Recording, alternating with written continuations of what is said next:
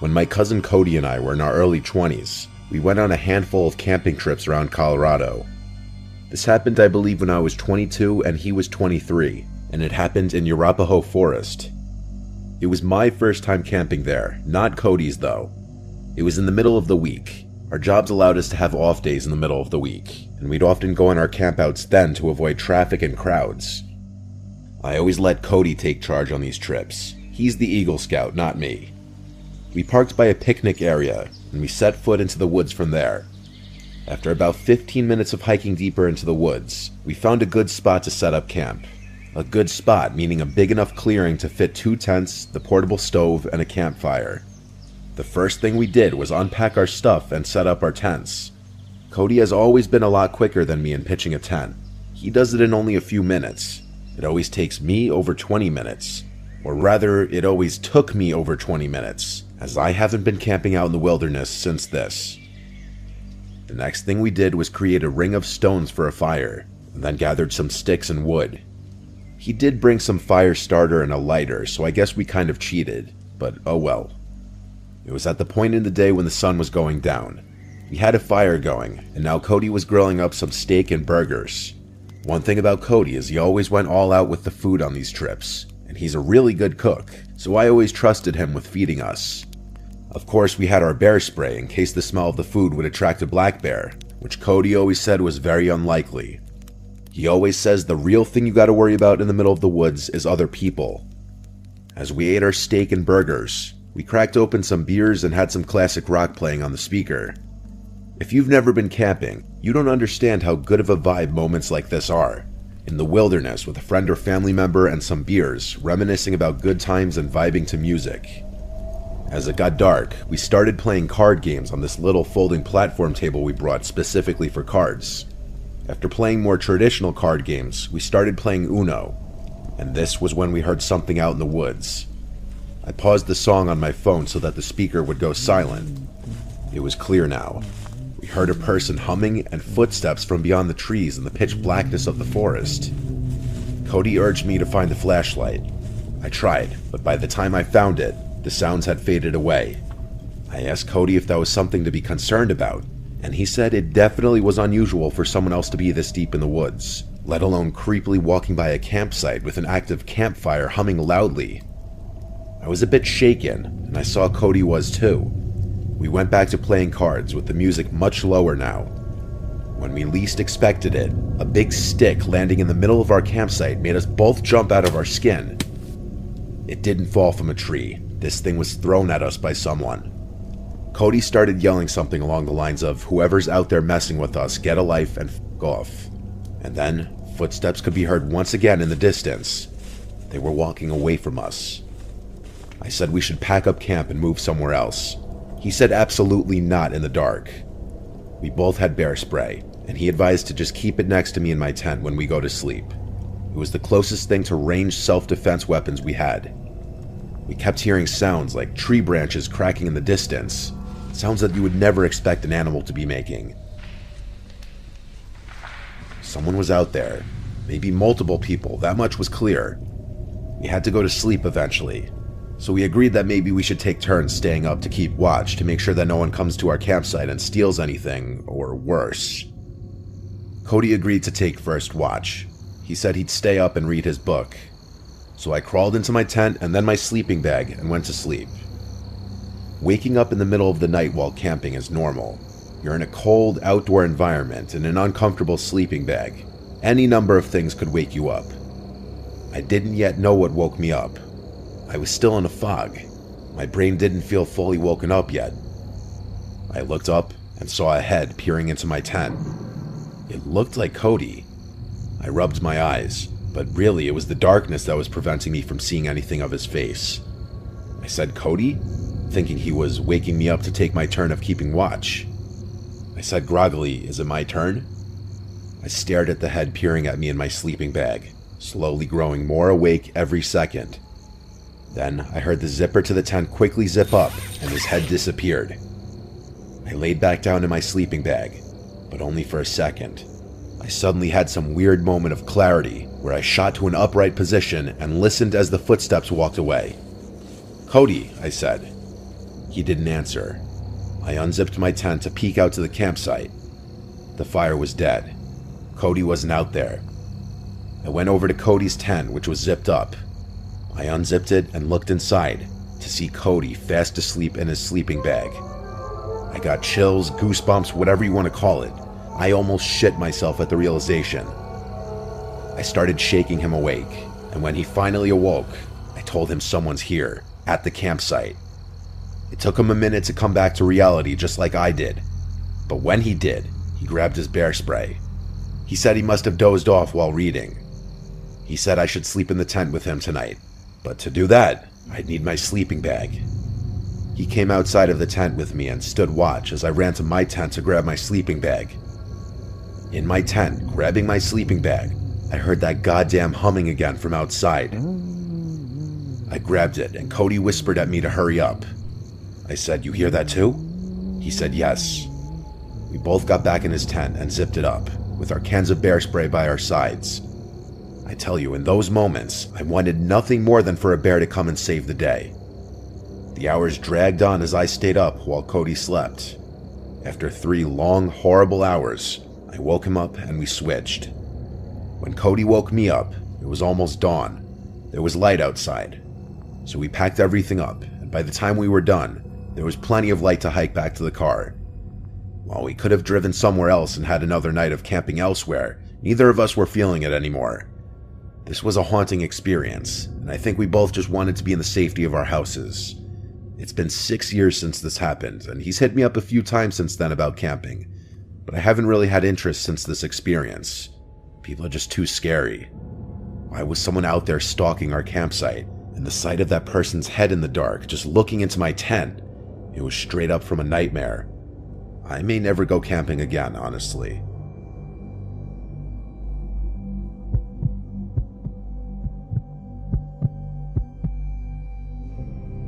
Whenever I was scared as a kid, my dad had always told me in life that you should not be scared of ghosts, fear the living because they can actually hurt you. In my late teenage years, I came into some money after my father committed suicide and I received an inheritance from him. At the time of my dad's passing, he and my mom owned a cabin up in Oregon by Mount Bachelor. The cabin had been put up for sale since my mom could no longer afford the payments, and renting it out was not covering the payments either. The cabin was set to go on the market for sale in less than a month, and was in the process of finalizing all the paperwork with the realtor and lawyer. So for that month's time, the cabin was not going to be rented out any longer and was just going to be vacant. I saw this as a chance to get away for a while and clear my head in light of all the things going on. I quit work, packed up my snowboarding gear, grabbed my dog Midnight, and headed up in my dad's car to the cabin. My first 2 days at the cabin were normal and nothing out of the ordinary happened. I spent my days playing with Midnight in the snow and snowboarding, and the evenings playing PlayStation or listening to music, drinking and smoking out on the balcony. I had already stocked up on food, cigarettes, and liquor, so I was pretty much a shut-in aside from the occasional out to hit the slopes. With my dog as company and DVDs, PlayStations as entertainment, I was quite content and started to feel relaxed after all the drama that had preceded my outing. The cabin itself was 2 stories. The bottom story had the living room and a side guest bedroom along with a small kitchen. Upstairs had another 2 rooms along with a walkout balcony attached to the master bedroom. Most of my time was spent either in the living room, kitchen, or master bedroom. I never ventured into the other rooms and always kept the doors leading into them shut. The 3rd day came around and I was going through my usual routine of playing with my dog, playing games, and watching DVDs. That day it was a pretty heavy snowfall, so instead of hitting the slopes, I stayed in. That's when things started getting a bit weird. In our area, there were only 2 other cabins adjacent to ours, maybe a block away from each other. All other cabins aside from these 2 were around a mile away from ours. Surrounding us was mostly forest and very tall pine trees. Both these cabins were empty, and from the past couple of days, I knew that no one was currently staying there. Around midday, while outside with my dog, I noticed what looked like footprints in the snow around the area surrounding our cabin. It was still snowing, so the footprints looked semi-fresh, like someone had just been there in the last 20 to 30 minutes before me. I thought that maybe someone was staying in the cabin near me that I may not have noticed. Maybe they were shut-ins like me. Alright, whatever. The footprints led away from my cabin and they disappeared in the snow towards the denser part of the trees. I disregarded the footprints and went back inside. Nighttime came around, and I decided to head to bed. My dog Midnight was laying on the bed with me when I noticed his ears perk up to a listening position. This was followed by him quickly jumping off the bed and running downstairs to the living room. I lay in the bed and stayed silent. I was honestly freaked out, and I could hear him moving around downstairs back and forth. After around 5 minutes, he ran back upstairs to me and started to do his doggy dance for the sign that he had to pee or that he wanted to go outside. Shit, well fine, I can't say no to him, so we both went downstairs to the outside driveway for him to do his thing. Only he didn't want to pee. As soon as we were outside, he started to pull his leash, trying to drag me to where he wanted to go. He kept looking into the dense part of the trees where the prints had been earlier, but he also kept sniffing the side of the house and looking up towards the roof. After he figured out that I was not going to go where he wanted, he sat himself down and just stared into the darkness. A bit unusual for him, but alright, maybe there's some forest animals out there that he wants to chase down. But fuck this, I didn't want to chase anything, so I pulled him back inside and we both headed back upstairs. Around half an hour later, I was lying in my bed when I heard what sounded like hooves walking on my roof. It was only a series of around 6 steps, and I rationalized that it could be a pine cone falling from a tree onto the roof, or maybe a kind-hearted forest animal running around. But here's the thing. The steps seemed to be spaced apart like a man-length stride, so it was really freaking me out. Midnight also heard the noise and was quick to run to the balcony screen door, expecting for me to let him out. Alright, you know what? I'm a tough guy, and at the time, I considered myself to be fairly well built and strong enough to handle myself. So I grabbed my coat and shoes along with my cigarettes and flashlight and went out onto the balcony.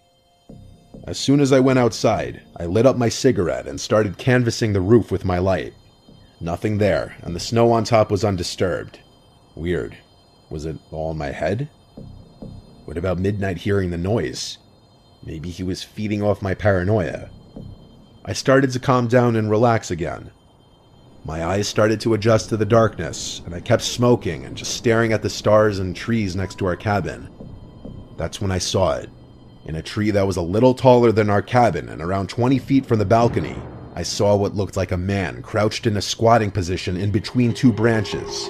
It looked really tall, like 8 or 9 feet, and it was really fucking skinny. It was squatted on one branch, and its freakishly long, white arms were extended above its head, holding onto the branch above it, while its mouth was wide open with no expression. What the fuck is that? I wasn't sure if I was really seeing this thing, and stood just staring and sat there motionless. I noticed Midnight stand up and start pacing behind me and lightly barking at the same time. The thing still did not move. I put my cigarette out and was debating on shining the light in the thing's direction, but something in my head kept screaming not to. So I walked backwards to the inside of the room and pulled Midnight with me. Once inside, I locked the door and shined the light in the thing's direction, but there was nothing there. I shut the curtains to the screen door and retreated back to bed. But later on in the night, I heard some light tapping at the screen door, like someone was tapping on the glass with their fingers. It was consistent and did not stop for nearly an hour. Midnight seemed to stare at the door, but he wouldn't go near it anymore. The weirdest part was that I had a feeling like someone was inviting me to open that door, but at the same time, I kept hearing my dad's voice in my head, telling me to stay in bed and don't do it. I listened to my dad's voice and just stayed where I was. I passed out eventually and woke up in the morning. It didn't take me long to pack everything and get the hell out of there.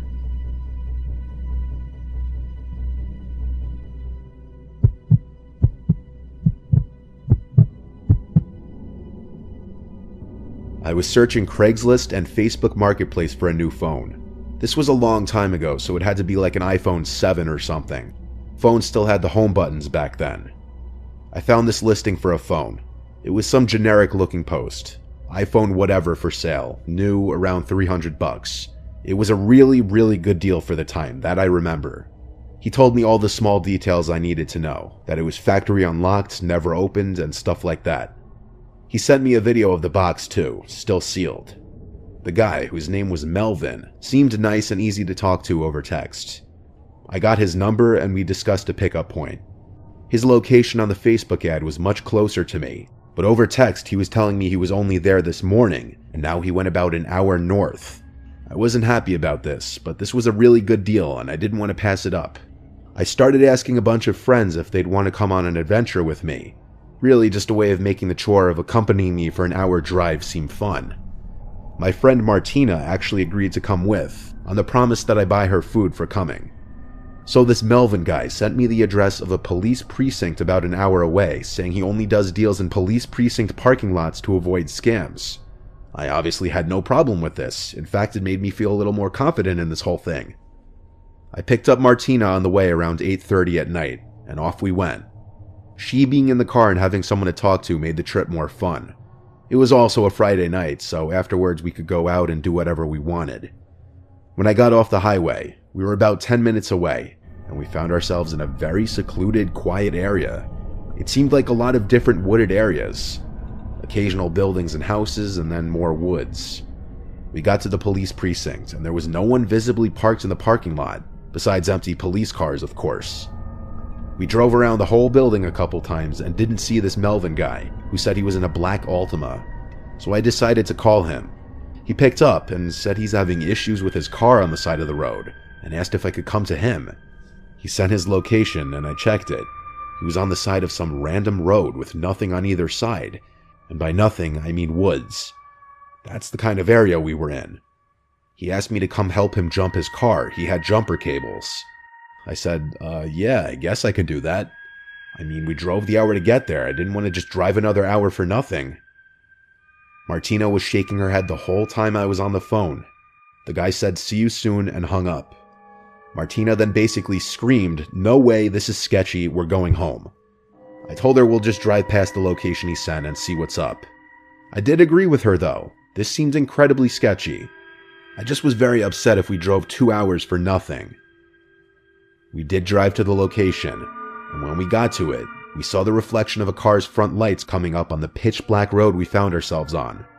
As we got closer, I slowed down, and it was in fact a black car, but we couldn't see anyone inside or outside of it. Mind you, it was very dark, but I feel like we would have seen someone's head on the inside or something. Martina said to just keep driving, and I said I know. It was about the sketchiest thing I'd ever seen. A pitch black road between two patches of woods, no streetlights, no other cars in sight. A pretty convenient place to break down and have someone who's coming with a wad of cash to buy something from you come and meet. I drove right past it. Immediately, Melvin starts calling me over and over. I ignored every single call. Then he texted me saying, I saw you just pass me, why didn't you stop? Turn around. Ignored. Martina is a very positive person, so she laughed about this whole situation, and then said, okay, you owe me food. So I looked up the nearest diner, and we stopped there for some food. It was a quiet, small diner. We were just about the only people in there, even on a Friday night. The waitress just took our coffee order, when a lone guy with his hood up steps into the diner and sits in one of the bar stools. He was wearing a navy blue, dirty-looking hoodie. He glanced over to Martina and I, then looked straight ahead, talking to the lady working behind the counter, apparently ordering a coffee. The man kept glancing at our table like every minute, so I whispered to Martina, don't look now, but that guy at the counter might be the Melvin guy. The waitress came with our coffees. I asked if we were ready to order. I said a few minutes, please. When the lady behind the counter handed that man his coffee, he said loud and clear, thank you, darling. It was that guy from the phone's voice, Melvin or whatever his real name was. I told Martina that's him. We need to pay the check and leave. I waved the server over and whispered to her if we can just get the check. She asked if something's wrong, and I noticed the guy look over as I said this. I said yes, we just needed some coffee for the road. So she got the check, I paid, we downed our coffees, and left the building. We got in my car, and Martina said, oh my god, he's getting up. I looked into the diner and saw that guy leaving towards the door. As quickly as possible, I drove us out of that parking lot and sped down the road. And yes, we noticed a black car in the parking lot that could have been the one that we saw on the side of the road. I was driving too fast for him to have caught up. We got back on the highway and I was flying for a while, until I got a low tire pressure light come on. I knew instantly he slashed my tire. The PSI was going down fast, so to avoid damage, I pulled to the side of the highway and parked it. I went out to confirm that my tire was slashed. I had to replace the tire with the spare, which took about 15 minutes. The whole thing was a disaster. And if you're wondering, yes, I still got Martina dinner that night. Now Martina and I look at it as a crazy story that we can look back on and tell people. It's absolutely horrifying, though, how close we were to walking into a trap.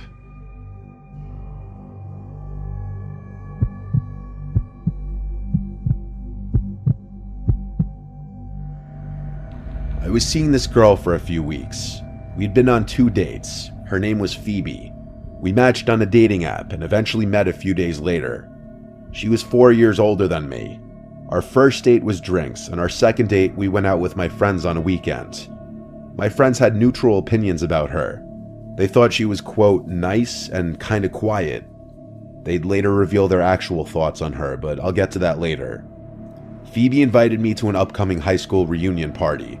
She told me she didn't want to go alone, and honestly, after she came to hang out with my friends and I felt like I owed her. This reunion party was falling on a random Saturday in the fall.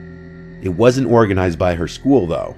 She told me that it was organized by this rich guy from her class, and it was being hosted at his house.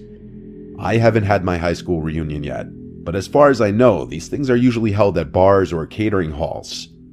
We got to this guy's house, and it was admittedly a fancy-looking house.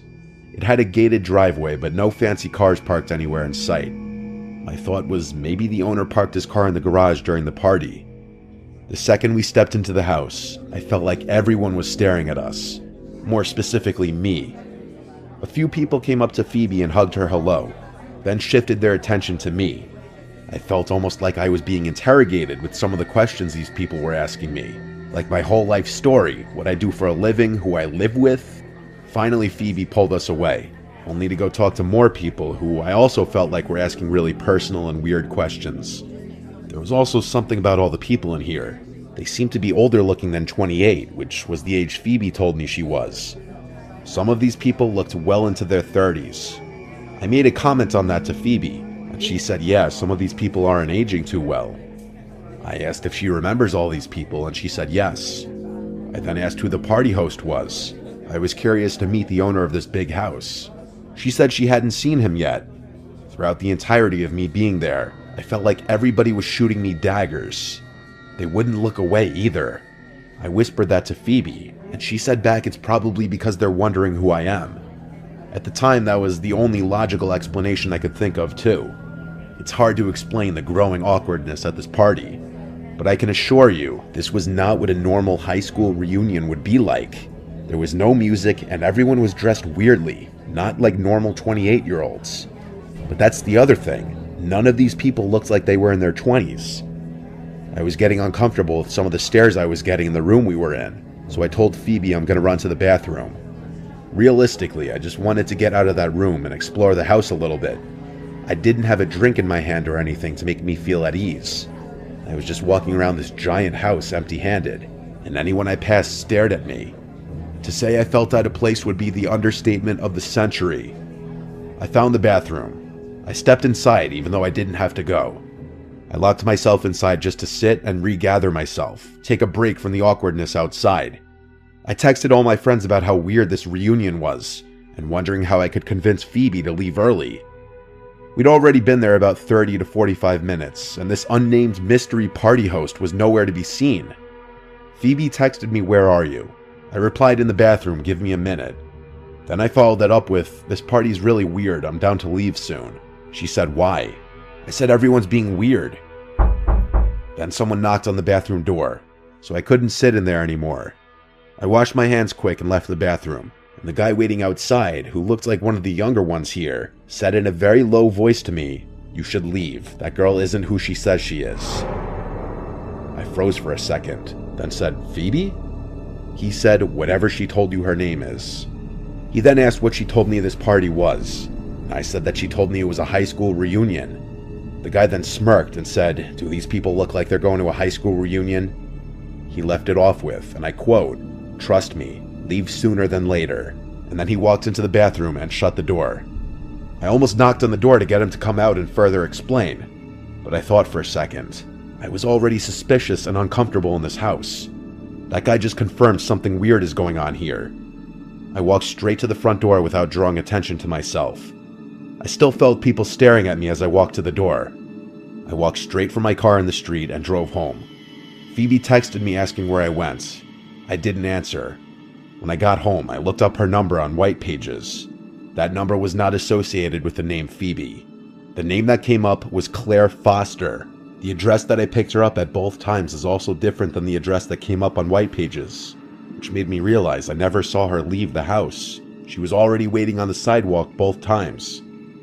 I replied to her text, "I had to leave, I'm sorry," and blocked her number. My friends all made jokes, and they told me she thought she was weird and off from the start, but they didn't want to tell me that and make me feel bad. My one friend joked that it sounded like I was in the movie Get Out. My friends and family all have had little theories as to what was going on. Some people would even think I exaggerated the whole thing until I told them about the fake name the girl gave me, and the guy telling me to leave sooner than later.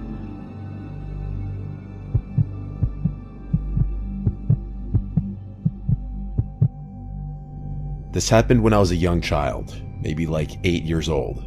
My parents had me late. My 2 older siblings are both at least 10 years older than me. I was woken up in the middle of the night to a commotion from downstairs one night. It was my parents. I cracked my door open and heard my parents freaking out about something. I wasn't sure what it was. I went to the stairway and stood at the top, calling down, "Mom? Dad?" My mom came to the bottom of the stairs and said to me, "Go back to bed." I listened without asking any questions. I could tell they were stressed about something, though. I was trying to go back to sleep when I heard the front door downstairs slam shut, and then it was dead silence. I presumed they left the house, but I wasn't sure why. Either way, I listened to my mom and went back to sleep. I woke up again to sounds downstairs once more. It was the sound of the front door closing, and then footsteps, but no talking. Naturally, I assumed they were back home and just being quiet so that they wouldn't wake me up. I heard occasional steps and thuds from downstairs. I heard drawers and cabinets being opened and closed, and I thought for sure I heard the fridge opening too. I thought it was my older brother Chris, who's 10 years older than me, and at the time he was already driving, so he was going out and coming home late. So him getting home at like 2 a.m. and rummaging the fridge wasn't abnormal at all. These are all things I was telling myself, logical explanations as to what I was hearing. Eventually, I heard footsteps coming up the stairs, getting louder and closer until they reached the top, and then made their way first thing to my door. My door quietly and slowly opened. I didn't sit up or move. I just had my eyes open facing the door as I was still laying down. There weren't any lights on outside of my room. Whoever was walking around was doing so in the dark, so all I saw was this black mass at my doorway, resembling the shape of someone's head. I said every name starting from Chris to Mom to Dad. Then I just said, "Who's there?" They didn't reply. They just closed the door, and I was left there confused but mildly creeped out. I heard footsteps going downstairs. I was convinced it was my dad now, just coming to check on me after getting home, though I wasn't sure why he was ignoring me. I didn't hear anything from downstairs for a while now. I allowed curiosity to get the better of me, and I went downstairs in the dark. I kept all the lights off as I was approaching the kitchen, and I froze at the doorway, noticing a tall figure standing right in the middle of the kitchen. I said, "Dad?" assuming it was him just based off the size of this person. A deep voice said, "Go back upstairs." I ran back up the stairs to my room and closed the door and jumped under the covers. All I was thinking was, why did my dad's voice sound like that? The reality of a stranger being in the house didn't dawn on my innocent little mind. Not until a little later, when I heard the front door opening and a commotion from downstairs again. The voices of my parents. I went to the top of the stairway again, and they were shocked to see I was still awake. I asked what happened. They told me that Chris had a little accident, but that he was going to be fine. I found out months later that he had gotten into a car accident driving in a condition that he shouldn't have been driving in. My parents got a call from the hospital, and so they rushed to see him first thing, leaving me to sleep. I asked my dad if he had come in my room before, and that was when I learned that they had been gone for hours. My mom started freaking out, yelling at my dad because he had neglected to lock the door when they rushed out of the house. Me telling my parents about the person at my bedroom door and in the kitchen caused my dad to search the house with his gun, and my mom to call the police. The last thing I really remember was being asked by a police officer to give my story. My parents tell me that they felt like morons having to explain to the cops that they left me alone and left the door unlocked. I don't think anything of value was stolen. Even though whoever broke into the house clearly didn't have intentions of harming me, having a complete stranger in your house is already a terrifying ordeal. Now imagine going through that at 8 years old.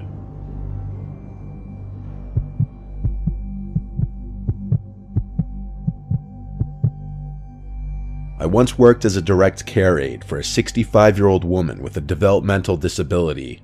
Her daughter, who was in her 40s, worked overnights, and she needed a caretaker with medical experience to watch her overnight.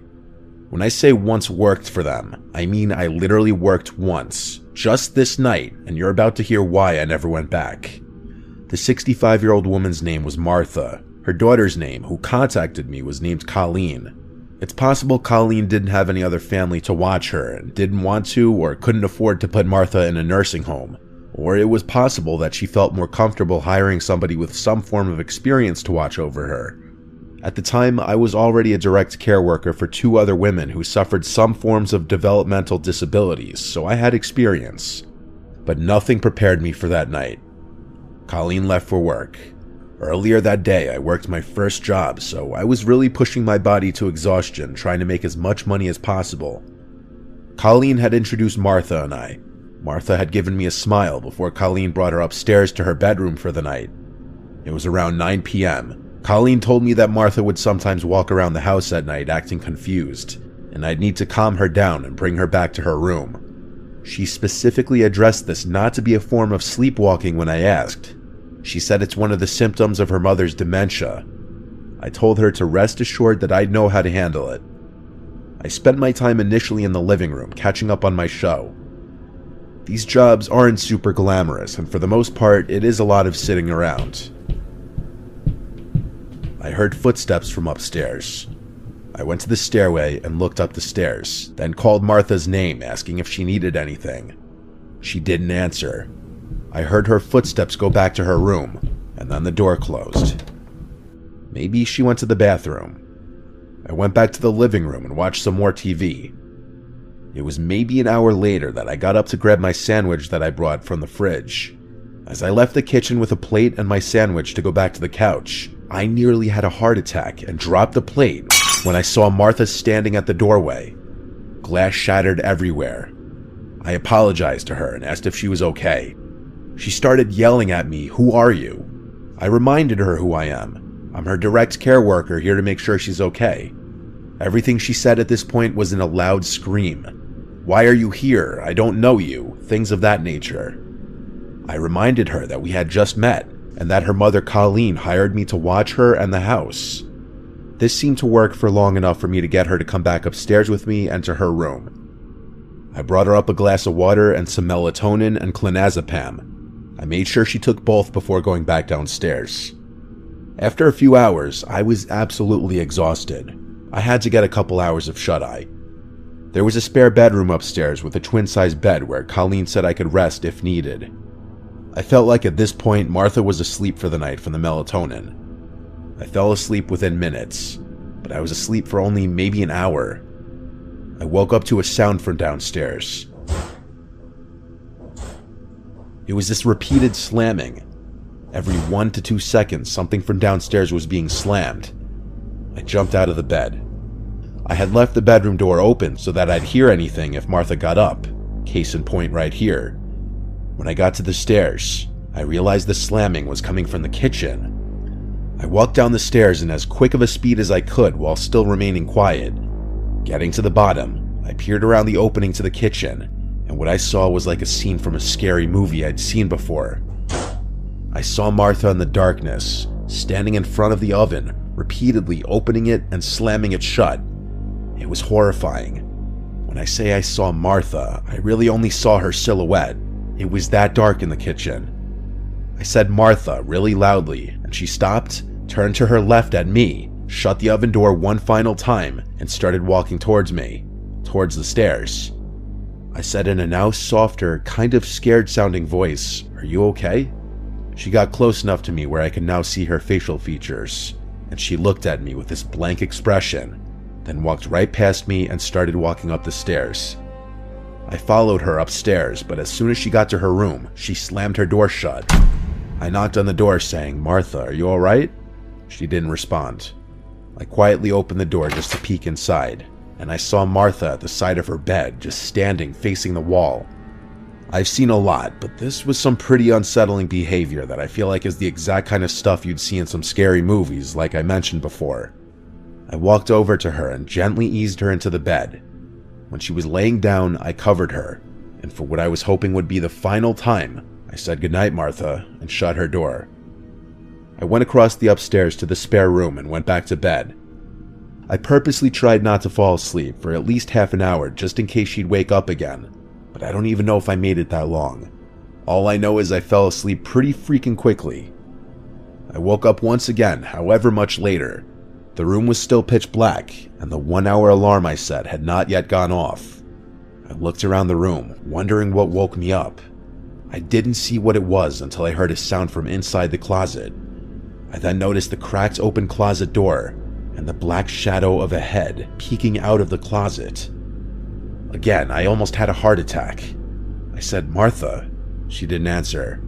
I kept saying Martha a bunch of times until she pushed the door open, and I saw her approaching the bed slowly. She started saying what she was saying hours ago again. "Who are you? I don't know you." As she got closer, I tried calming her down, reminding her who I am. I reached for the lamp next to the bed and fumbled with it until it turned on. Martha was holding a huge kitchen knife in her hand. At this moment, everything changed. Martha was now a threat to my life, and I had to worry about myself, not her. I screamed at this point. Martha, put the knife down. I guess my scream stressed her out because she got closer and started screaming back at me, still repeating, "I don't know you." I wasn't going to attempt to calm down a knife-wielding dementia patient. That was not in any job description. I mapped out a way to run around her in the bedroom, and I went for it. I jumped off the bed on the side further from her, and she screamed again, "Who are you?" She swung the knife at the air as I ran past her. It was a slow and weak swipe from what I saw, but nonetheless showed that she had intentions of actually using it. I got downstairs and grabbed my shoes and went outside. Instead of calling 911, I called Colleen as she requested I do if there's an issue. I was courteous in doing this because getting law enforcement involved is never doing anyone any favors. Colleen was yelling into the phone at me not to leave her, and honestly I yelled back that she attempted to kill me and that I didn't call the police.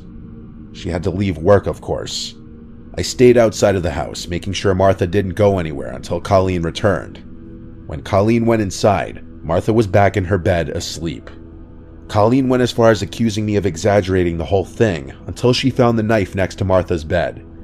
To not give her any more fuel to blame me for any of this, I left out the fact that I ever went to sleep. But that doesn't mean that I felt in any way I did anything wrong. Colleen even offered me that room to sleep. I never worked in that house again.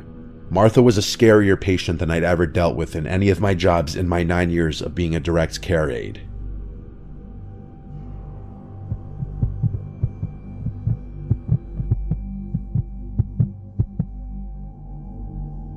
When I was 23, I had to move out of state for work. I still work with the company, but I've been able to move back to my hometown and work at the local office here. But at the time, I needed somewhere to live that wouldn't be bank breaking. I made a posting on basically all the websites for a roommate: Facebook, Craigslist, Twitter, and even on my neighborhood subreddit. I had a guy named Rob reach out to me on Facebook, stating he has a room available in his place. I looked at his pictures to see if he looked like a somewhat normal guy, and he did. I was open to the idea of having a male roommate, as long as they seemed normal, even though my parents were very against it. Rob and I FaceTimed, during which he gave me a virtual tour of the place. Apparently he owned the place outright. It was a modest house in the middle of town, only a 10-minute drive from where my office would be. He also seemed pretty nice. I didn't get any bad vibes at all. His price was fair, and his rules were pretty fair too. He said it was available to move in right away, which was perfect. So it was settled. A week later, I had all my things packed and drove down. I met Rob right out front of the house, where he greeted me and handed me a key. The first thing I noticed about him was he was really short. He was eye level with me. He helped me bring some of the bigger and heavier bags inside. He showed me my room, which was furnished already. He said one of his friends had been living there and recently moved out. I replaced all the pillows and bed sheets with my own, of course. The rest of that day was me settling in. Rob, I could see, was trying to get to know me and presumably make me feel at home. I didn't get any overly friendly vibes yet. The next day was Sunday. Rob offered to drive me around town to show me around. I wasn't eager to, but I said sure, just to get off on a good start with him. He drove us around town, showing me where the good shopping centers are, good restaurants, and stuff like that. But then he offered to get us lunch. I really wasn't hungry, and he was suggesting a sit-down lunch, almost like a date. I didn't want him to get any kind of wrong idea, I just needed a room. I said I'm not hungry, and then he right away suggested we go grab drinks somewhere instead. I politely shot it down too, saying I don't drink on work nights. He was being a bit pushy, saying, come on, just a couple drinks. I still maintained my politeness and said another time. He gave up, and he went really quiet all of a sudden, like he was upset. I'll admit, I was slightly uncomfortable, but nothing I couldn't handle yet. That week was my first week at work, and so my attention was focused mostly on adjusting to the work week. It wasn't until a few days into the week that I got home and did my laundry and noticed my hamper full of clothes seemed moved. Like the clothes weren't how I remembered they were left, and it wasn't until I was loading the washing machine that I noticed a pair of my underwear was missing. I checked my room top to bottom like 5 times. It was gone. I had a disturbing thought. What if Rob... No, I refused to believe that just yet, and there was no chance in hell I would confront him and ask him that. Still, I was now starting to wish there was a lock on the bedroom door. That weekend, I bought a lockable doorknob from Ace Hardware, and while Rob wasn't home, I swapped out the current doorknob with the new one. Now I could leave the place in peace. I figured I'd tell Rob the next time I saw him. He didn't come home that night, though. He must have been working. His schedule seemed pretty random. That night, I awoke to banging on my bedroom door. It was Rob. He was saying my name, and he didn't sound happy. I checked the time, and it was like 1:30 in the morning. I decided I would pretend I'm asleep. I was honestly kind of scared to open the door. I had a feeling it had to do with the doorknob, and I was right. The next morning, I woke up to a bunch of texts from Rob, saying, "We need to talk. Be home after work." I simply responded, "Is this about the doorknob?" And he responded back, "Yes." I apologized to him and said I was planning on telling him.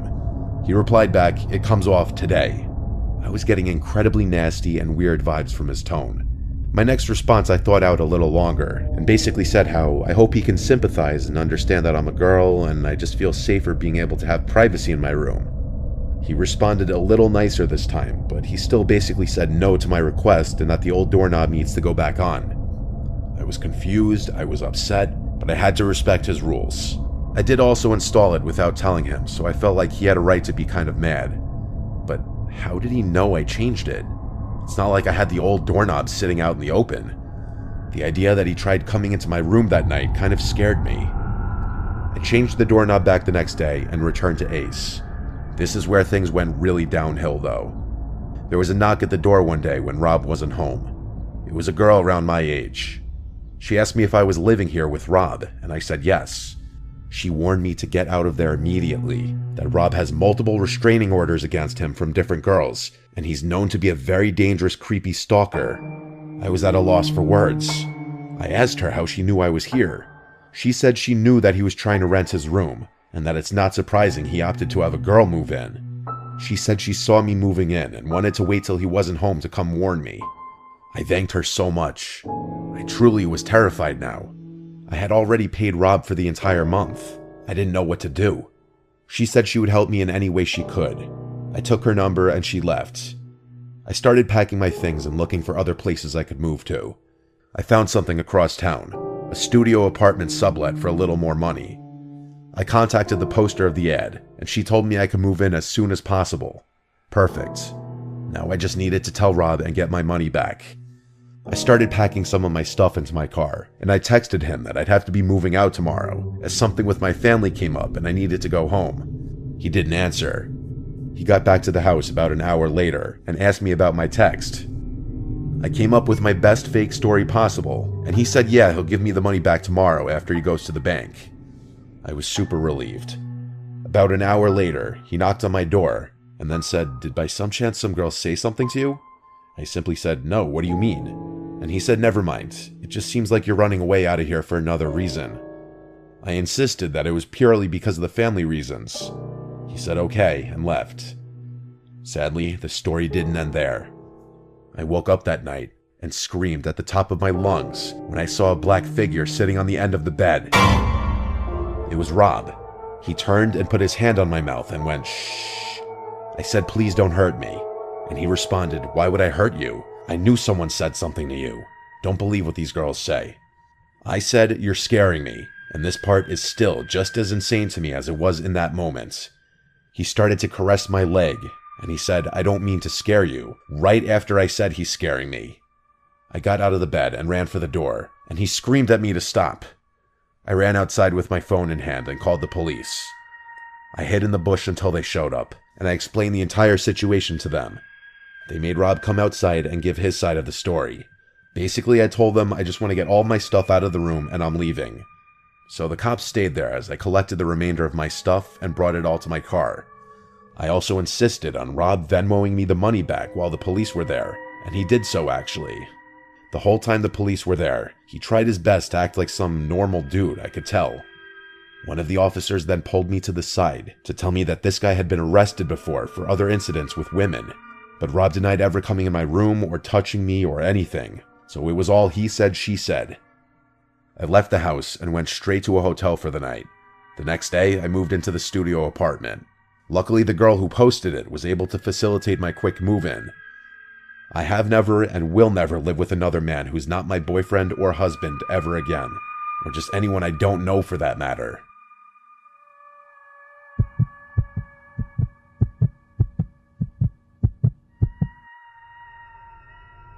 I was home alone one night for a reason I don't remember. All I remember is my entire family was gone. I was 15 or 16 years old. I was a big gamer at the time. I was obsessed with StarCraft, and admittedly, I'd sometimes spend a weekend night or two playing StarCraft or some other PC game. This was right before COVID lockdown started. I was playing StarCraft on my computer in my bedroom on the first floor. That's when the doorbell rang, twice. I hurried to the door, not wanting to be away from the game for too long in fear of losing. I got to the front door and said, "Who is it?" as I always would if I was alone. A soft and weak voice on the other side said something that I couldn't hear. It sounded like a woman. I opened the door, with the storm door still separating me and this older woman standing on the other side, with a big smile on her face. She had her hands behind her back. I said through the door, "Can I help you?" She said she needed to use a phone, and asked if she could come inside. Ever since I was a little kid, I was always taught not to let a stranger into the house, ever. That included women. I felt so awkward though, I didn't know how to turn her away. I redirected her to the library a few blocks down, because they'd surely have a phone. Deep down, I knew the library was closed at this point, but I was just trying to get the stranger who was trying to get into my house to leave. She was still smiling, but what she said next did not match her smile. She said, "That's very rude to turn away an old lady asking for help." I replied the only way I could think to, and that was that my parents don't allow strangers into the house. It's a house rule. I slowly started closing the door as I was saying sorry, and she just stood there, not moving but still smiling at me, and though her smile never changed, it suddenly felt much more menacing. I was walking back to my room when the doorbell rang again. There was no way in hell I was opening the door again. That woman radiated weird vibes from the start. Maybe something was wrong with her, maybe she wasn't all there. These were things I had no way of knowing, and maybe that was selfish of me to send her on her way. But I just wasn't opening the door for anyone when I was home alone. I went back to my game. Not too long after I sat back down, I heard something tapping on the window. It was a clinking type sound from something metal. The window was directly in front of my desk. I had the blind pulled down so I couldn't see what was making the noise, but I already had an idea. My room was the only room with a light on in the house. The horrible thought that it was the old woman from just before, and that she walked over to my window, terrified me. I turned off the sound on my computer. At this point, I didn't care about my game anymore. The clinking sound on the window persisted. I basically said, "Fuck this," and up and left to a different room in the house. I sat in the darkness of the living room for a bit, when the doorbell rang again. This woman was harassing me now. I tried to convince myself she wasn't a threat, just some crazy old woman who's probably clueless as to where she is. When she rang the doorbell a second and third time, I decided to go open the door and ask her if there's someone I could call for her. but when I opened the door, there was now a man on the other side. He looked to be about 10 years younger than her. He said through the storm door, "Have you seen my mother?" I replied saying yes, she came to my door just before. He then apologized to me and said she has dementia and got out of the house. I suddenly felt bad, but he asked me if he could come in for a minute, and again I felt awkward. Why did he need to come inside? I said the same thing that I told to the woman who we claimed to be his mother. I said we could just talk through this door. I then said that I think she went into my backyard because I heard something at my window. I told him he could go around back and check. He thanked me and walked down the walkway, and I thought he went into the backyard. But when I went to the back and looked out the back window expecting to see him searching around, I saw nobody. Not him or his mom. This was all too weird for me. I went to bed on the earlier side that night, just falling asleep with the TV on in the background, until I heard the clinking sound on the window again. Something metal was tapping on the glass. I remembered the concerned man, and I decided to try and help. I went to the window, lifted the blind up with my hand, and I saw that woman outside my window, with that same creepy smile. She was tapping a kitchen knife on my window. I closed the blind and crawled back into my bed. This didn't feel like it was actually happening. A suspiciously short amount of time later, the doorbell rang like 4 times. The clinking on the window stopped by this point. This was all too suspicious. It felt like some kind of robbery attempt. I ignored the doorbell. I stayed in my bed. I was gonna wait this out. I didn't have a cell phone at this time. I wasn't the most social guy growing up. I also didn't want to call the police for some reason. I waited this all out until it finally stopped. The next morning, I told my dad what happened when I called him. He told me I was smart not to open the door. Everyone agreed that everything about it sounded like an attempted robbery. Is there a chance that maybe that woman really did have dementia and that the man was really her concerned son? Maybe, but it all seemed too coordinated. Why did he want to come into the house too? How did he even know she came to my house specifically? Why didn't he ever go into the backyard to look for her when I gave him permission to do so? Too many unanswered questions that lead me to believe I avoided something terrible happening if I opened that door.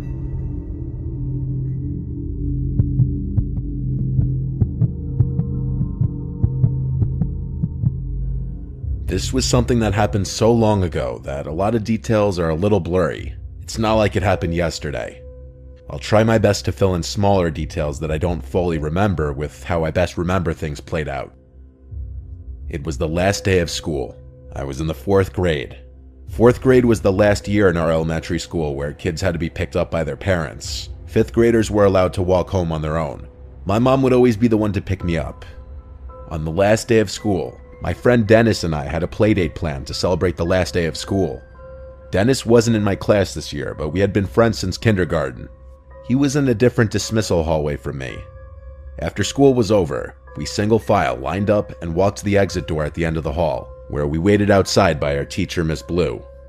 I waited for Dennis's dad to appear from the crowd of parents shuffling in and out of the parking lot next to the doors. Then I heard my name. Tommy, Tommy. I look over and see a man waving at me as he approached. He introduced himself as Dennis's uncle and said he was picking me up. I went over to Miss Blue and said I'm being picked up. She asked, "Where is he, sweetie?" And I pointed to Dennis's uncle who waved at Miss Blue. Miss Blue dismissed me and I went with the man. He led us through the crowd and was a very quick and jittery talker, like he spoke fast and had a bit of a stutter. He was walking incredibly fast. It was almost hard to keep up with him with my backpack on. He explained to me that his brother, or Dennis's dad, was working later than expected, so he was driving me back. We got to his car, which was a dark red hatchback type car from what I remember, and it took me this long to acknowledge the giant elephant in the room. Where was Dennis? Why weren't we picking him up too? The man turned to look at me in the back seat and said that Dennis was already at his house. I was shy around people I didn't know, especially adults, and I wasn't one to openly speak my mind if I was confused. But I was very confused. This was making less and less sense. The whole drive, the man kept yapping, telling stories of his days in elementary, asking me questions like what sports I played, what we're learning in class. If I had to guess, we were in the car for like 10 minutes, which honestly for our town where houses were right on top of each other, that was a while. My house was a 5-minute walk away from the school. We were definitely in an area I wasn't familiar with when he parked the car in front of his house. His house looked pretty normal to me from what I remember. He led us inside and shut the door and locked it behind us. It was really, really dark inside the place, and I realized why. All the curtains were shut. It almost felt like it was nighttime in there, especially because the only source of light was a dim lamp in the corner of the room. He then looked at me and smiled. I said, "Where's Dennis?" And he started acting really jittery and nervous seeming. He said something like, "Oh, I think he's downstairs playing video games. Give me a second. Wait here." He then disappeared into a nearby room, and I heard a door open and then footsteps descending into a basement. I know my heart was already racing. I knew I was in danger. I went to the door to quietly try to open it, but I couldn't. It had some kind of lock that must have needed a key for. I really started to panic now, yet I still probably held out a little bit of hope that Dennis would be coming up those stairs, but I knew the chances of that were slim. I regretted entering that house. I did the only thing I could think to do. I went to the kitchen and found a phone hung on the wall. I picked it off the receiver and dialed 911. The first thing I said when they answered was in a whisper, "Please come to this house. I've been kidnapped." They heard me, they acknowledged me, but I didn't say another word. I hid the phone under a towel in the corner of the room with 911 still on the line. I hurried back to where the man left me as I already heard his footsteps coming back upstairs. Then he called my name, saying, "Come down, Dennis is down here." Then there was a pause. He repeated my name, and when I didn't answer, he came up the stairs fully to look at me. He asked me if I was okay. I felt so sick, and I was so scared. I hated myself for walking into this situation and not being wiser. I asked in a very scared voice if I could leave, and I remember the change in his face. His fake, friendly smile disappeared as he realized that I was no longer falling for this. He walked closer to me in a gentle manner until he was close enough to grab my wrist aggressively, and he started pulling me towards the basement. I screamed and cried, and he screamed at me, "I'll let you go if you stop and behave." So I listened. I went down the stairs, and halfway down, the door slammed shut behind me, and I heard it lock. I walked fully down the stairs to this empty, unfinished basement with a concrete floor and one singular support beam in the middle of the room. There was a depressing yellow glow in the room from one exposed light bulb hanging on the ceiling. If there was a place you'd imagine kidnapped children to go, this would be it. I heard his heavy footsteps upstairs. You could hear everything in this house. I don't know what he was doing, but I heard him walking around for a while. Then he came to the basement door, opened it, and he called down asking if I'm hungry. I replied no. I didn't want him going into the kitchen seeing the missing phone. He shut the door and locked it again. I sat down there, waiting, with my heart in my throat, and then I heard it. The doorbell ringing 3 times from upstairs, followed by banging sounds, which were definitely the sounds of police banging on the door. I would refrain from screaming until I heard the front door open, but I never heard the man's footsteps approach the door. The doorbell kept ringing, and I kept hearing the bangs. This went on for some time, until I heard a really loud bang sound, and then multiple heavy footsteps and multiple screaming voices. I started screaming for help as loud as I could at the top of the stairs, banging on the door. The door was unlocked, and a police officer on the other side grabbed hold of me and hurried me outside. There were at least 3 cop cars outside. I had to tell everything to 2 of the cops outside as we waited for my parents to show up. The man from inside was brought outside and into a cop car in handcuffs, and that was the last time I ever saw him. When my parents arrived on the scene, my mom was bawling her eyes out. There had already been a whole scene at the school as cops were called and Dennis's dad realized what happened. This man was a work associate of Dennis's father. When he somehow learned that Dennis's dad would be picking up Dennis and I from school on the last day, he seized the opportunity to do what he did. A complete sick fuck. I don't know how he found out what I looked like. As I got older, I never really asked for more details because I try not to think about it. My mom went to counseling with me for months after this incident. Let's just say my parents didn't have kind words for Miss Blue, not verifying if I actually knew the person picking me up. If I didn't think to call the police before he basically threw me in that basement, I know for a fact I'd be dead right now. This was like 17 years ago. That man might be out of prison for all I know.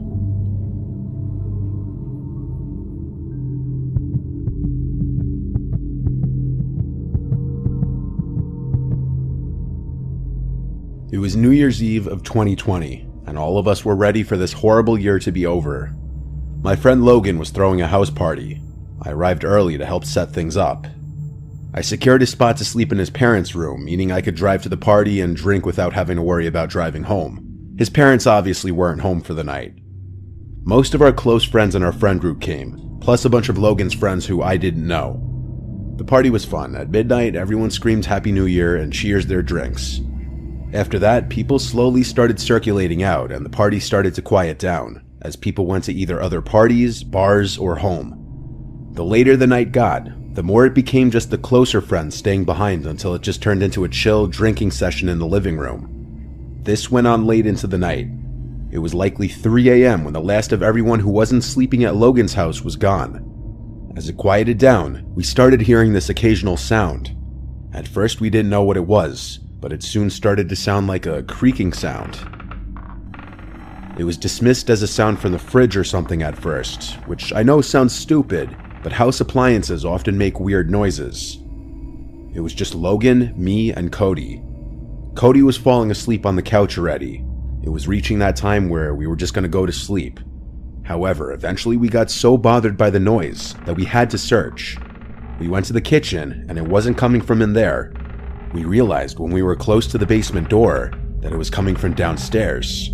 Logan opened the door, and we heard this creaking sound.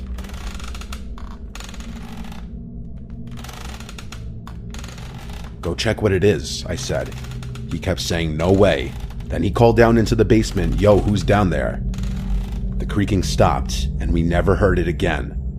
After a solid minute of waiting at the top of the stairs, we agreed to go down together. We both grabbed knives, drunkenly thinking that was a good idea, when in reality we were so drunk we'd probably only hurt ourselves with them.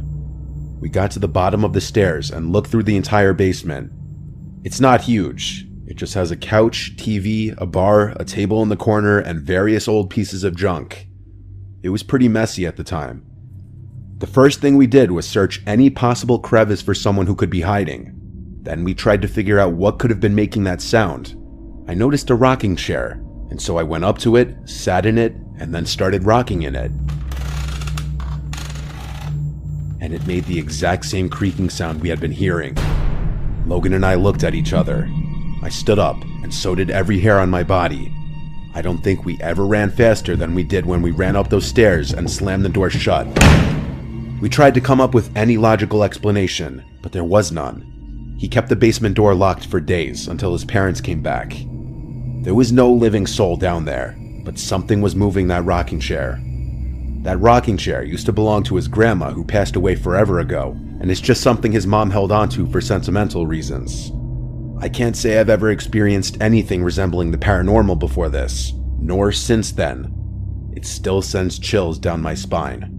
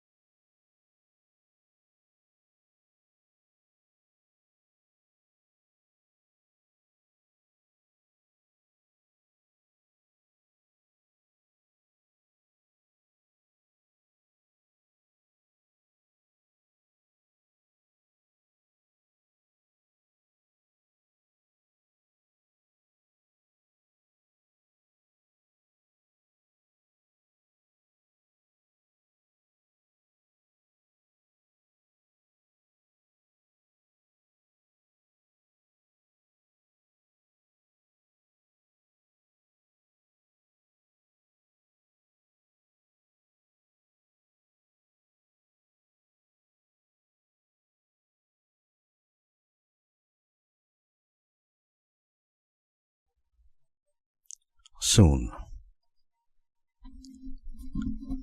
After a long shift of stocking shelves, I trudged home. The streets were empty, just as they always were this time of night. But tonight, something felt different. The usual hum of distant traffic seemed muted, like the city itself was holding its breath. As I walked, the flickering streetlight outside my building cast eerie shadows on the cracked sidewalk, stretching unnaturally long, almost reaching out for me. I couldn't shake the feeling that I was being watched. When I turned around, the street was just empty as before. I brushed it off. Long shifts and dark neighborhoods played tricks on the mind. I fumbled with the keys and unlocked the door to my apartment building. The elevator as usual was out of service, so I took the stairs two at a time, anxious to get inside and forget the creeping sense of unease that followed me home. The apartment I shared with Mark wasn't in the best of neighborhoods, but at least it wasn't my parents' basement. Out of breath I hadn't realized I'd been holding as I stepped into the small space we called home. The familiar scent of old furniture and stale pizza greeted me. It was comforting in a weird way. I tossed my jacket on a coat rack and headed into the kitchen, my stomach growling. I opened the fridge, disappointed but unsurprised by the lack of decent food. Just as I reached for a frozen burrito, something caught my eye, something subtle but unsettling. My bedroom door, which I distinctly remember closing that morning, was slightly ajar. I stared at it for a moment, my hand hovering in the mid-air, forgotten. It wasn't normal for me to leave the door open. In fact, I never let it open. I liked my privacy. I always shut it before leaving for work. "Mark?" I called out, my voice echoing through the silence. The apartment felt too quiet, like it was holding its breath, waiting. "No, nothing." Response.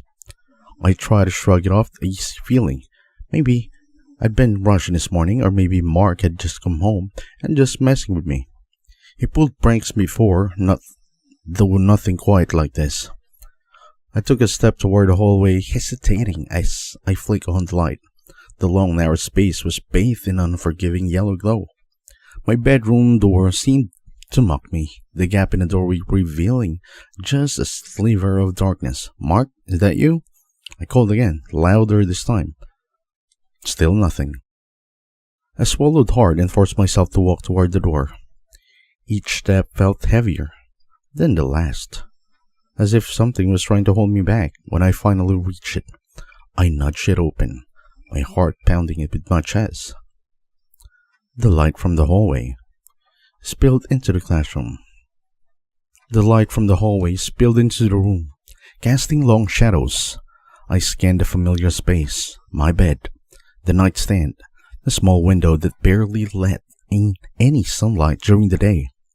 Everything looked normal, but a feeling of unease gnawed at me, growing stronger with each passing second. I quickly shut the door and retreated to the kitchen, telling myself I was just being paranoid. Popped the burrito into the microwave and hit the start button, the hum of appliance doing little calm to my nerves. Just as the familiar hum began, I heard it, a faint, muffled thump coming from down the hall. I froze, my hand still hovering over the microwave. At first, I thought it was neighbors. They were loud sometimes, always slamming things and at odd hours at night. But then it happened again, louder this time. I knew it wasn't coming from the next door. It was coming from my apartment. "Mark?" I called, my voice trembling. My pulse quickened as the sound echoed in the hallway. The microwave beeped, starting me so badly I nearly jumped out my skin. "Yeah, sorry, dropped something." I heard Mark's voice call out from his room. Relief washed over me, and I let it shake. Of course, it was just Mark. He must have gotten home while I was distracted in the kitchen. I shook my head, laughing at myself for getting worked up over nothing. I grabbed the burrito from the microwave and settled onto the couch, ready to relax and put on this scary movie. But just as I reached for the remote, my phone buzzed in my pocket, pulled it out and glancing at the screen. It was a text from Mark.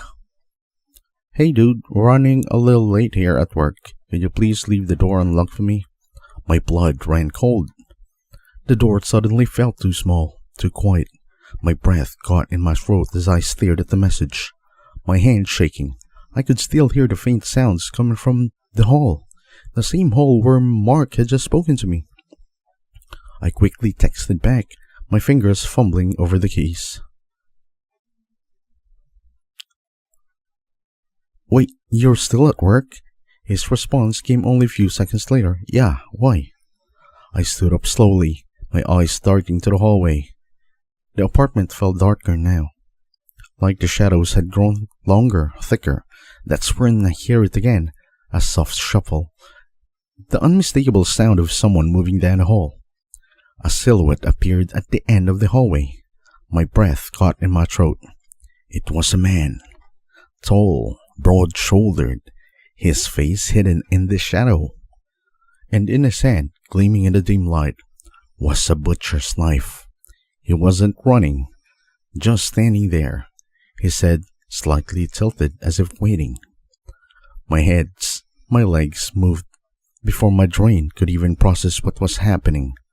I sprinted for the front door, the pounding of my heart deafening in my ears. Behind me, I could hear the slow, deliberate footsteps of the intruder. He wasn't chasing me. He didn't need to. He knew I was trapped and he was taking his time. I barely managed to fling open the door and rush down the emergency staircase, my footsteps echoing against the concrete walls. When I finally burst into the cold night air, I gasped for breath, my hand shaking as I dialed 911. The police arrived within minutes. They searched the apartment top to bottom, but they didn't find anyone. No signs of forced entry, no clues, nothing to indicate that someone had been there at all. But as they were finishing up, one of the officers called me over. "Hey, take a look at this," he said, holding up a note that had been placed on the kitchen table. It was neatly folded and pinned beneath the salt shaker. I hadn't put it there. My stomach lurched as the officers carefully untold the letter. It was a simple piece of paper, and on it, written in large block letters, was just one word. Soon. The officers looked at me, his face grim. "Do you know who might have left this?" I shook my head, my mouth dry. The shadows in the apartment seemed to stretch toward me, as if they were alive, waiting for something. As the officers left, the apartment felt closer, more oppressive. The hum of the refrigerator seemed too loud, and every creak of the building made me flinch. I couldn't shake the feeling that whoever or whatever that had been in my apartment wasn't finished. I didn't sleep that night. I couldn't. Every noise, every shadow, every passing minute felt like the calm before a storm I wasn't ready for. And in the back of my mind, one word echoed over and over, chilling to me to the bone. Soon. Have you seen my baby? I was home alone one night back in 2009. My parents were out on their weekly date nights. One of those had one too many at dinner and passed out in the movie theater kind of dates. Anyways, I had just returned from my afternoon jog. Being a hot August day and had worked out quite a sweat on my run, so I decided to take a cold shower and clean up a bit. My house doesn't have air conditioning and was quite stuffed up, so I decided to open a few windows to circulate the airflow within the home. I can remember opening a window in the kitchen, 2 windows across from each other in the living room, and 1 window in the basement.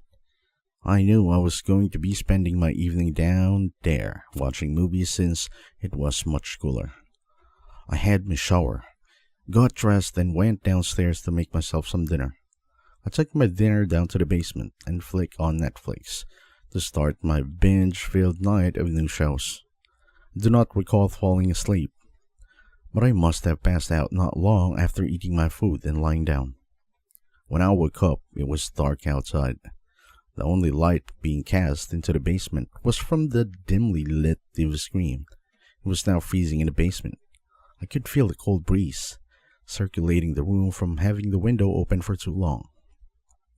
I got up and walked over to the light switch that was located at the bottom of the stairs. I closed the window, then went back to turn off the TV, grabbed my dishes, and head upstairs. When I got upstairs, all the lights were off, indicating that my parents were still not home from their date. I cleaned the dishes, put them in the dishwasher, and closed the window above the sink. Just before I went to go up to my room for the night, I remember that the windows in the living room were still open. I walked over to close the one window by the TV, then over the next, which was located by the porch. I noticed that my mom's vase with fake flowers was knocked off the table in front of the window, and the flowers were sprawled across the floor. I didn't think much of it at the time. Maybe there was a strong breeze and the curtains had tipped it over. I closed my window and started picking up the flowers. As I was cleaning, I heard a faint squeaky sound. What I could only imagine was a door handle being twisted. I listened as hard as possible. Following the squeak of the handle was a creak in the hallway floor upstairs. A pain shot my stomach to my chest and I froze. After what seemed like an eternity of being bent over with one hand holding the vase and the other clutching the flowers, I slowly stood up.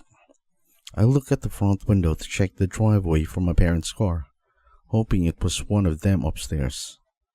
The driveway was empty. My heart sank. I quickly but quietly put the vase and the flowers down on the table and silently began walking over the bottom to the stairs to look up.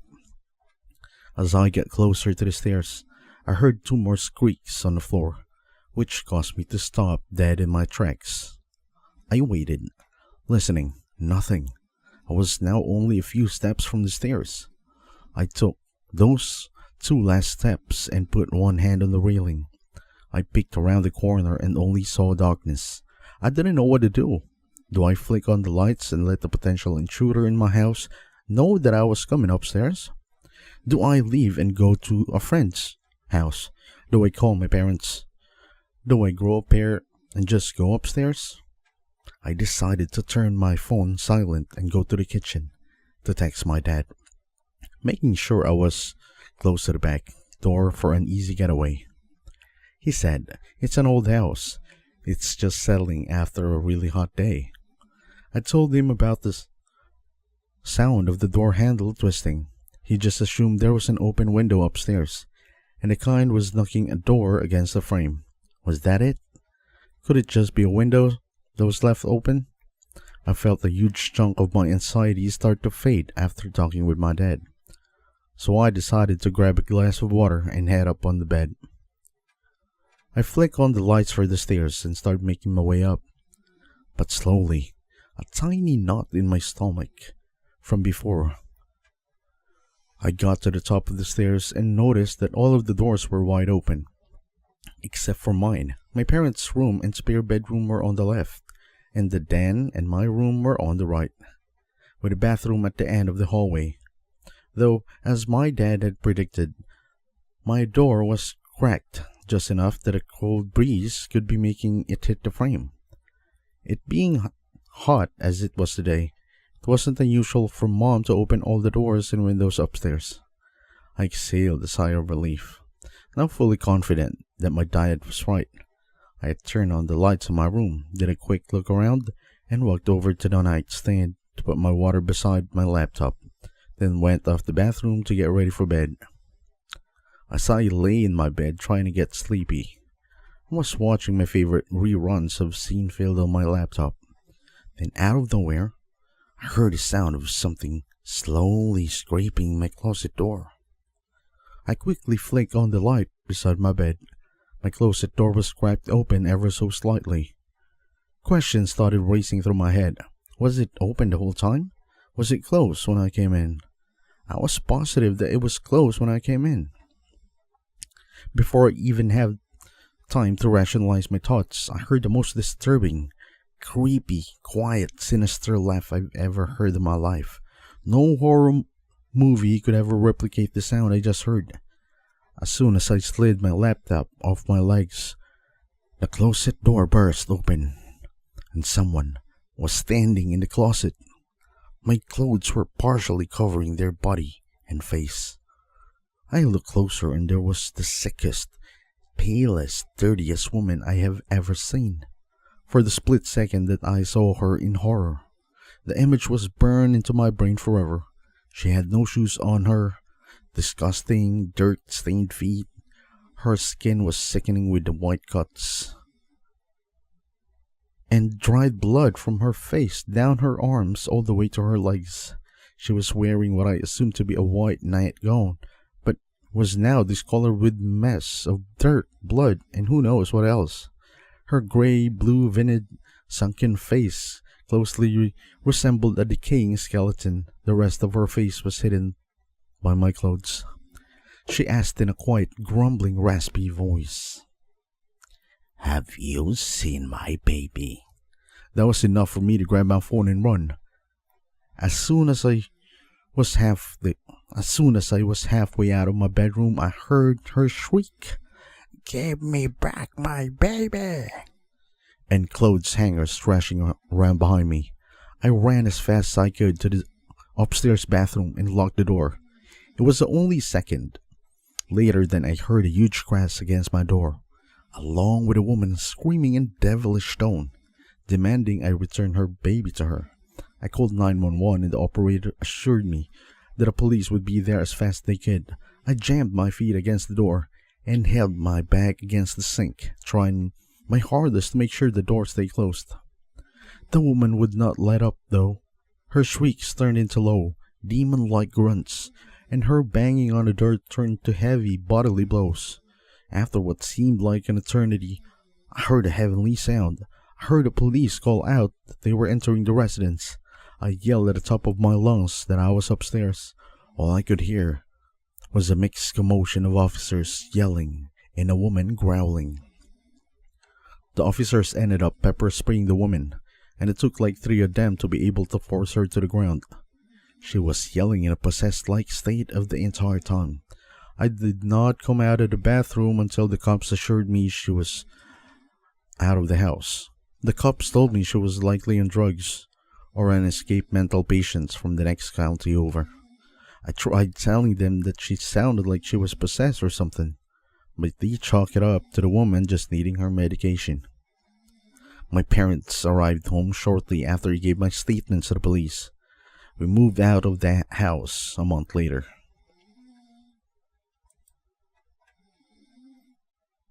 Footprints in the snow. It happened a few years ago, when I was 15, a sophomore in high school. It seemed like just another quiet November Friday night in my rural Ohio home. My house sat on the edge of the country, surrounded by thick woods and an open field that stretches for miles. The isolation was something I'd grown used to.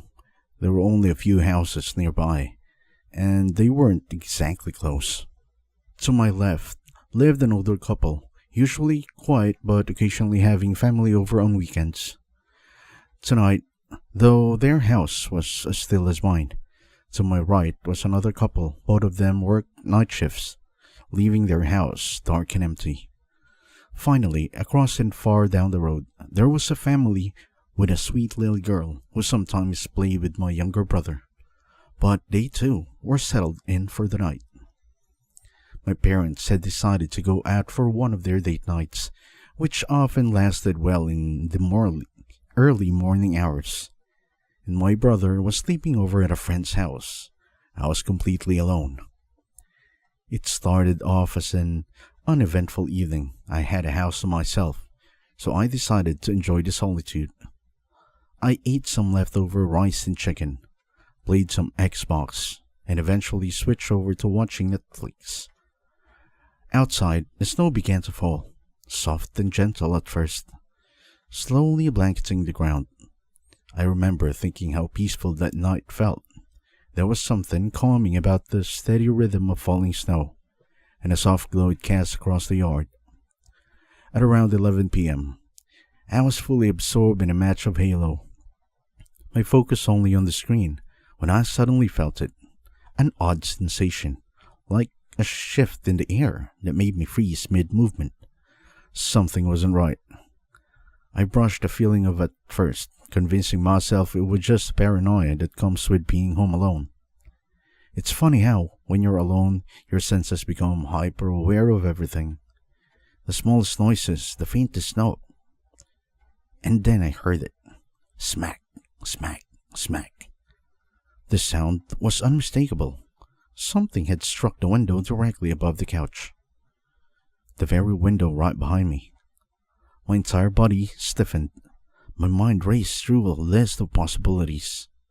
Maybe it was the snow falling from the roof, or perhaps it was some tree branches swinging in the wind. But I know that wasn't right. The sound was too sharp, too deliberate. I turned slowly, my heart pounding in my chest. With a deep breath, I pulled the blinds open. Nothing, just a snow-covered yard. Everything looked disturbingly normal. I exhaled, but it did nothing to calm my nerves. It was probably just ice. I reasoned maybe something had slipped from the roof and hit the window. Still, I couldn't shake the feeling that something was wrong. The hairs on the back of my head stood on the end, and an uneasy tightness settled in my gut. I decided to leave the living room, thinking a change of scenery would help calm me down. I headed into the office, where I could distract myself with more games or whatever videos I could find online. For about 30 minutes, it worked. I got lost in a mindless browsing, reassuring myself that I was just being silly. But just as I started to relax, it happened again. Whomp, whomp, whomp. This time, the sound came from the window to my right. My heart skipped a bit. The noise was slow, deliberate, just like before. My hands tightened around the mouse, but I didn't move. I didn't want to believe, but deep down, I knew this wasn't the wind. It wasn't an animal. Someone was out there. I jumped out of my chair and sprinted into the kitchen. My hands were shaking as I grabbed the family flashlight from the drawer and a large kitchen knife from the counter. My pulse racing, but I tried to keep calm. I told myself I was just being paranoid, that I'd find nothing but snow and trees. But my gut told me otherwise. With a flashlight in one hand and the knife in the other, I crept back to the office and shined the beam outside. My breath caught in my throat. There, in the faint layer of snow that had settled on the ground, were footprints, leading from the window into the woods beyond my house. The sight sent a wave of cold dread washing over me. The tracks were fresh, unmistakable. Someone had been standing outside watching me. And the worst part, the tracks led away into the darkness, vanishing to the trees where my flashlight couldn't reach. I fumbled for my phone and called my mom, my hands trembling as I waited for her to answer. When she picked up, her voice was calm but serious. "Lock the doors," she said. Her voice steady despite my panic. "If anything happens again, call the cops immediately. You want us to come home?" I told her no. I didn't want to ruin their night, though I was terrified. I locked every door and the window before heading upstairs, my heart still racing. The knife and flashlight felt like feeble protection, but it was all I had. Once I was in my room, I tried to settle down. I told myself I was safe now. The doors were locked, the windows shut. Nothing could happen. I put my earbuds and played some music, trying to drown out the fear gnawing at me. Queen's greatest hits played in my ears as I lay there, trying to convince myself that everything was fine. But then I heard it again. Whack, whack, whack. Even through music, I heard it clear as day. Someone was at my window. I froze, every muscle in my body tense with fear. Slowly, I pulled out my earbuds and listened. There was silence for a few moments. but it felt like an eternity. I called my parents again, my voice shaking as I told them what happened. They said they'd head home immediately.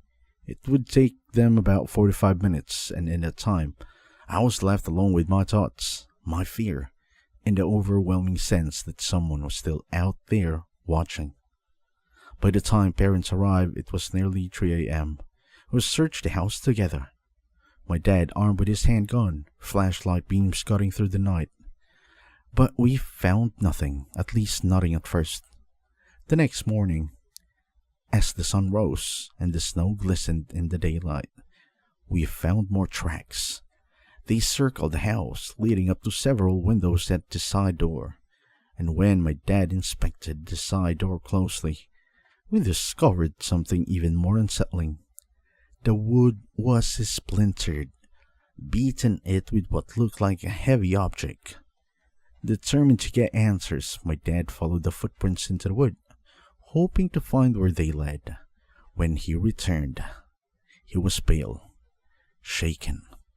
He had found a small shelter deep in the woods, a makeshift camp hidden behind the trees. Inside, there were photographs of our house, taken from different angles, and lying next to them was a sledgehammer.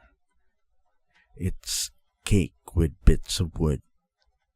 The tracks led further, out into the open field and toward the road. Whoever had been watching us was long gone by then.